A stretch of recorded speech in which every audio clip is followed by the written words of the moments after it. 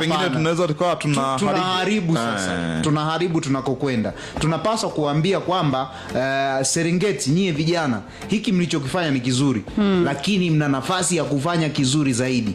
Na hizi nguvu au huu muda mliotumia kukifanya hiki ni mdogo kuliko hayo ambayo mnapaswa kuyafanya huko mbeleni. Kwa hiyo hiki ambacho wamekifanya kwenye michuano hii ni kizuri, lakini tunapaswa kuambia kwamba wana safari ndefu, wanapaswa kuongeza nguvu. Huko wanakokwenda ndiko kugumu zaidi kuliko walikotoka. Kwa hiyo hayo ndo maneno ambayo yanapaswa kuambatana na kuwapongeza.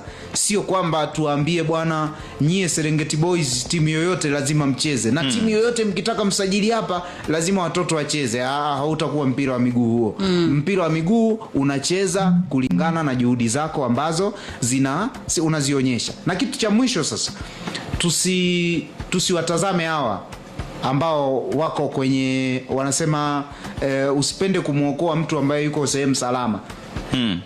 Yani muokoe yule ambaye, mpe kipaumbele yule ambaye yuko kwenye hatari zaidi. Kwa mfano hao wameshaonekana. Yani hii mimi nafikiri maneno ambayo tungepaswa kuwa tunazungumza sasa hivi, tumewapataje hawa? Huu taratibu tuliotumia kuwapata hawa ndo tuboreshe zaidi wa kuwapata wengi zaidi. Sio, unanielewa vizuri Kwa hiyo kama tumewapata hawa, ina maana kumbe ni possible kabisa, inawezekana kuwapata. Kitu ambacho Tanzania tulikuwa tumezungumza miaka mingi kwamba sisi kukuza vipaji ni ngumu, tumezidiwa na watu, sijui vitu gani. Na nikwambie kwenye soka la sasa Isaac, wanasema kwamba anzia pale ulipo. Usisubiri upate milioni useme ndo nifungue duka.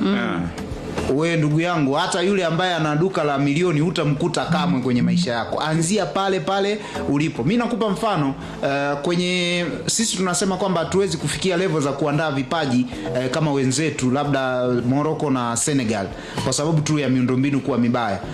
Na kuhakikishia mfano rahisi, msimu huu pale EPL, timu ambazo zilikuwa na bajeti kubwa top 10, Tottenham Hotspur na West Ham walikuwemo kwenye top 10, lakini mwisho wa msimu zilikuwa zinang'ang'ania kushuka daraja. Unanielewa mantiki yangu? Kwamba sometime pesa sio kila kitu, mipango ni bora kuliko pesa. Yani unaweza kuwa na pesa hizi, lakini mipango yako ikiwa mibovu, wewe ni maskini. Unaweza kuwa na pesa kidogo, lakini mipango yako ikiwa mizuri, wewe unaweza kuwa tajiri. Na hiyo sio Tottenham tu na West Ham. Hata kule Ufaransa, Nice iko top 10 ya vilabu ambao vinatumia bajeti kubwa. Alikuwa anang'ang'ania kushuka daraja. Sevilla kule Uhispania alikuwa na bajeti top 10 kwenye La Liga, alikuwa anang'ang'ania kushuka daraja. Wolfsburg Ujerumani Bundesliga, top 10 ya bajeti kubwa, lakini ameshuka daraja pale Bundesliga. Kwa hiyo tukisema kwamba pesa au sijui nini ndio itatufanya sisi tuandae mipango mzuri kwa watoto kukuza vipaji, hapana. Mazingira haya ambayo tunayo yametuonyesha kwamba kuna sehemu tunaweza kufika.